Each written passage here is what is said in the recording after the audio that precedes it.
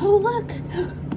Wow. And today I'm going to show you how to make some really awesome propagation boxes, and we will put cuttings in, and I even have the results after 3-4 days that I'll show you a little bit of. You guys, I had roots within 3 days. 3 days on some of these cuttings. It's so easy. I can't wait to show you. Sorry for like the mess. So yeah. Hi, how are you guys? Welcome to the Dre Journal and welcome back. Today I'm really excited. I'm going to make a propagation box. This morning I went and I gathered some plant cuttings so that I could, propagate them. I live on 4 acres on a condo premises, and so there's lots of plants on our property that are overgrown, and no one's really going to notice that I took any cuttings from them. So what we are going to do is make a propagation box together, and I'll show you my little clippings and how I clip them and how I stick them in the propagation box. I did get the information from another channel, and I don't know the name of it off the top of my head now. It starts with an E. Anyway, it's a larger channel. She does propagation stuff and plant stuff, and anyway, I'll link it below and say the channel name somewhere here on the screen. All right, so for a propagation box, there's really not a lot of stuff that you need, and so I was really excited to test it out. Usually I propagate in just water, and I will do that with some of my cuttings, but it's fine. I'm going to try the propagation box because I've started buying some cuttings from people online, and I just want to be more successful with it. So what you need, again, is not much. So I have some water. I used my filtered water. It's a little cold. It's probably going to be a problem.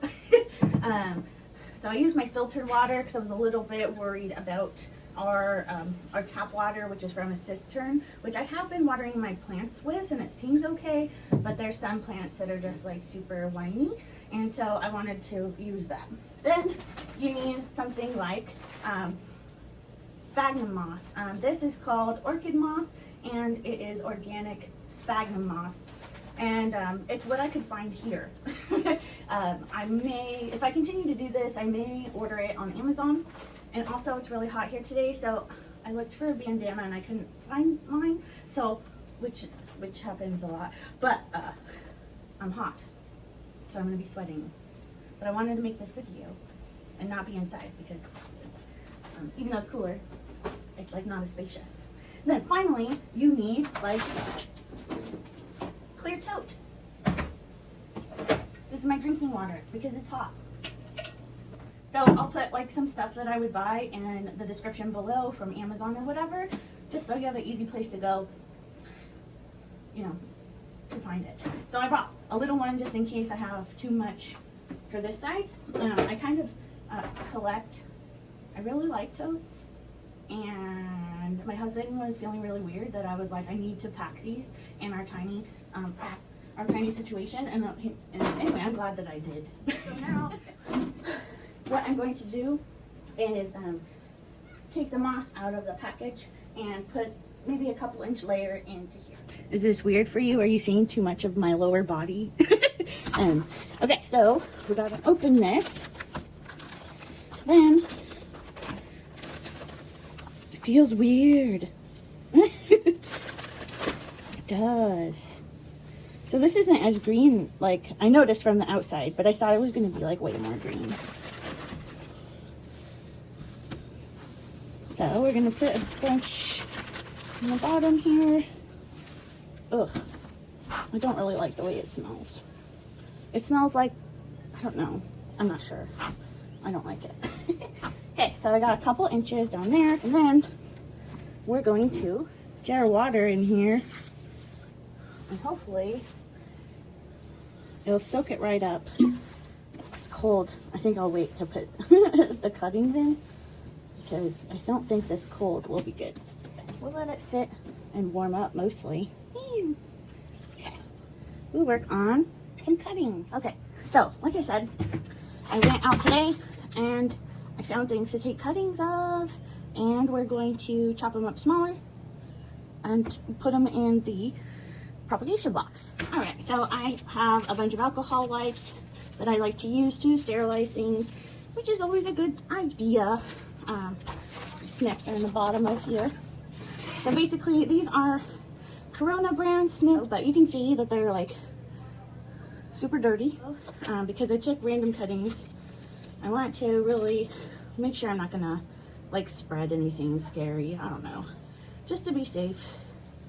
You wipe them down, and you can find these alcohol wipes on Amazon for real cheap for like 100 or 200 or something crazy. Okay, so now that's clean. Let it dry a minute. What was really exciting today was that I found some golden pothos, which basically grows wild here. I found this and it has a giant root on it. Look at that. So I'm making some cuttings for some friends back home because, you know, everyone I know who likes houseplants loves pothos. So I found all these and maybe that's way too many. I don't know what I'm doing. I got overzealous. So we're going to cut these up a bit and it'll be great.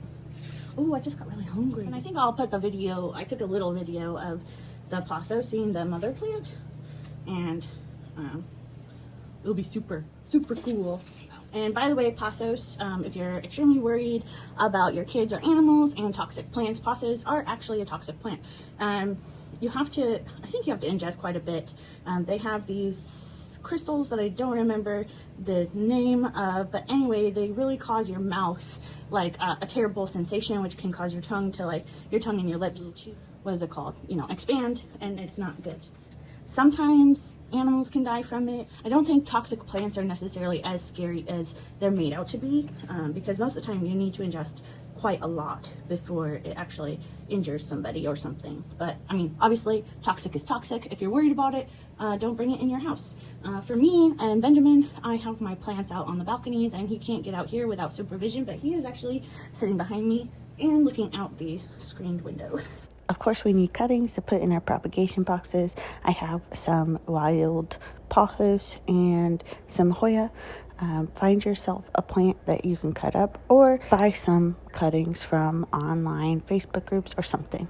Do a 3-node for the top cutting, and that should work out really, actually, crazy well. These, I'm going to test doing some just nodes here because this plant is super prolific here. I'm not really worried. I want it to work out, obviously, but yeah, I'm gonna leave the leaves on so I can remember what the heck everything is. I'm not that professional yet. I know some people remove the leaves because they want them just to work on the roots, but that's not me. So this is one that started going off. It has 1, 2, 3, 4 nodes. Wow, nice. So I'm just going to, I'm gonna clip it off. 1, 2, 3. I'm gonna try this, I think, because there's some air roots here. I don't know if you can see that. So those are like air roots, and a lot of plants push them out. And so there's at least 3 nodes here for the top cutting, which I read is, you know, like a good thing to do. I don't know. Anyway, it sounded like a good thing. And look at how pretty that is. So these are pothos that just grow in the wild here because they've spread from personal things, but they're crazy cool. And also, I'm going to inspect these really well to make sure that they don't have any pests, because you don't want to introduce pests into a propagation box. That would suck. I'll probably I think it'd be a good idea to wipe these down since they're grown out in the wild. Wipe these down with some water would probably be a good idea. And look at all this. This is such like the prettiest cutting. And it was so crazy because, you know, the plant that I got it from had leaves that were like feet large, big. Okay, so at least 3. 1, 2, 3. And we're gonna see about tiny nodes. I'm gonna leave this one because they're really close together and see what happens. Okay, so that is this golden pothos from the wild. I'm really excited. Because I collected these plants from the wild, I wanted to be sure they didn't have any diseases or pests, so I took the opportunity and I wiped down the leaves with some water, making sure to look at the bottom of the leaves really closely because that's where spider mites like to live. Be thankful that the video is not on me the whole time because I'm literally dripping sweat. It's kind of like what it's like here for me. Okay, let's check the prop box. Right. So here it is, with the moss is sucked up the water, it looks like, and I don't think I need to put more water in. I'm not sure. We'll see how it goes. I did end up grabbing the other tiny tote here because I decided I had quite a few little things that we were doing here, and I didn't want to not have enough space. Okay, so there's a couple inches there, and I got a couple inches here. Now we're just gonna, you know, use the prop boxes. So what you're supposed to do is just kind of like lay them in there, really. I mean, that's kind of it. It's not like scary, it's not like rocket science stuff. So we're gonna just plop some in here. Hopefully this works.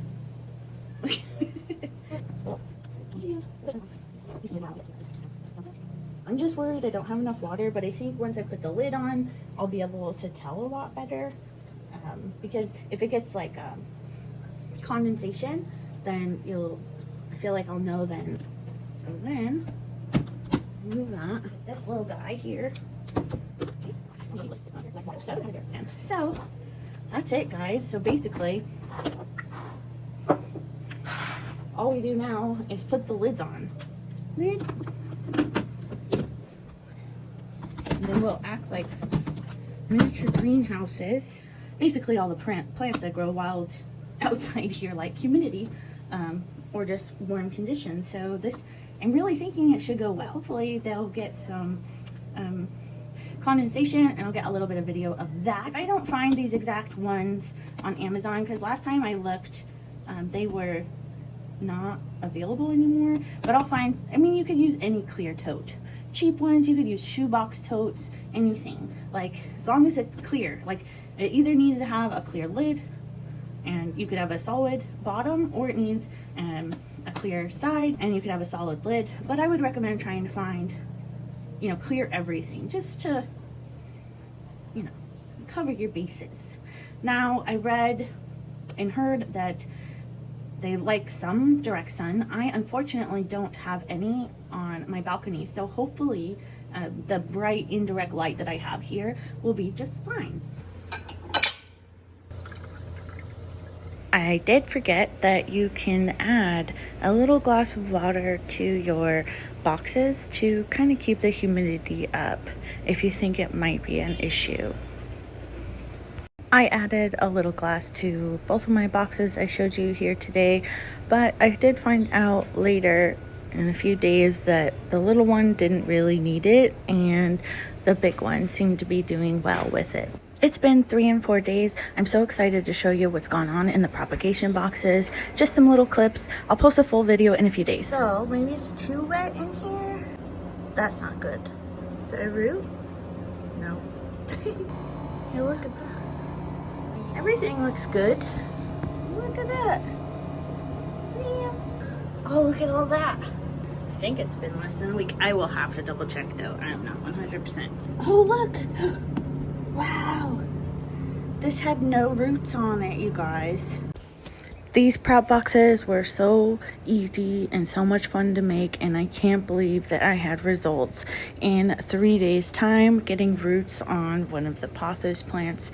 I'm just so impressed. I will post a full video of the 3 and 4 day update in a few days, and then I have a video of a 1 week update, and I think you're going to be really amazed, just like I am. Let me know if you have any questions. You know, write all the things in the comments below, and tell me, have you ever made a propagation box? This is so awesome. Yeah. Okay. Thank you for taking a few minutes out of your day today to hang out with me here on Farmstead. To hang out with me here on the Dree Journal. No longer Farmstead Smith. And I will see you next time.